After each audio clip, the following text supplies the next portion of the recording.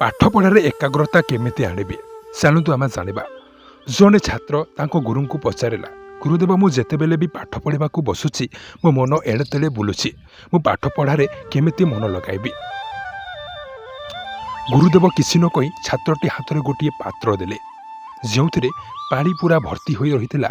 ସେ କହିଲେ, ତୁମକୁ ଏହି ପାଣି ପାତ୍ରଟିକୁ ଧରି ଆଶ୍ରମର ଚାରିପାଖେ ଗୋଟିଏ ଚକ୍କର କାଟିବାକୁ ହେବ, କିନ୍ତୁ ମନେ ରଖ ପାତ୍ରରୁ ଟୋପାଏ ବି ପାଣି ଯେମିତି ତଳେ ନ ପଡ଼େ।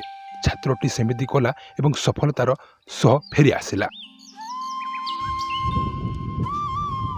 ଗୁରୁଦେବ ପଚାରିଲେ, ଯେତେବେଳେ ତୁମ ଆଶ୍ରମ ବୁଲୁଥିଲ ସେତେବେଳେ ବାହାରେ କ'ଣ ସବୁ ଚାଲିଥିଲା ତୁମେ ଦେଖିଲ କି? ଛାତ୍ରଟି କହିଲା, ନା ଗୁରୁଦେବ, ମୋର ପୁରା ନଜର କେବଳ ସେହି ପାଣିପାତ୍ର ଉପରେ ଥିଲା, ଯେମିତି ପାଣି ତଳେ ନ ପଡ଼ିଯାଏ। ଗୁରୁଦେବ ହସିଲେ ଏବଂ କହିଲେ, ଏହା ହିଁ ତୁ ପ୍ରଶ୍ନର ଉତ୍ତର। ଯେତେବେଳେ ତୁମ ଜୀବନରେ ଏକ ନିର୍ଦ୍ଦିଷ୍ଟ ଲକ୍ଷ୍ୟ ଥିବ ଏବଂ ତୁମେ ଜାଣିଥିବ କି ପାଠ ନ ପଢ଼ିଲେ ତୁମର ଭବିଷ୍ୟତ ନଷ୍ଟ ହୋଇଯିବ, ସେତେବେଳେ ତୁମ ମନ ବାହାରର କୌଣସି ଡିଷ୍ଟ୍ରାକ୍ସନ୍ ଆଡ଼କୁ ଯିବ ନାହିଁ। ବନ୍ଧୁଗଣ, ପଢ଼ିବା ସମୟରେ ମୋବାଇଲ ଏବଂ ବାହାର ଦୁନିଆକୁ ଭୁଲି ଯାଆନ୍ତୁ। ମନେ ରଖନ୍ତୁ, ଆଜିର ପରିଶ୍ରମ ହିଁ ଆପଣଙ୍କ ଆସନ୍ତାକାଲିର ପରିଚୟ ସୃଷ୍ଟି କରିବ। ଯଦି ଭିଡ଼ିଓଟି ଭଲ ଲାଗିଥିବ ଲାଇକ୍ କରିବେ, ଚ୍ୟାନେଲ ସବସ୍କ୍ରାଇବ୍ କରି ପାଖରେ ଥିବା ଅଲ୍ ବଟନକୁ ପ୍ରେସ୍ କରିଦେବେ, ଯାହାଦ୍ୱାରା ଏମିତି ନୂଆ ନୂଆ ଇନଫର୍ମେଟିଭ୍ ଭିଡ଼ିଓ ଆପଣଙ୍କ ପାଖକୁ ପହଞ୍ଚିଯିବ।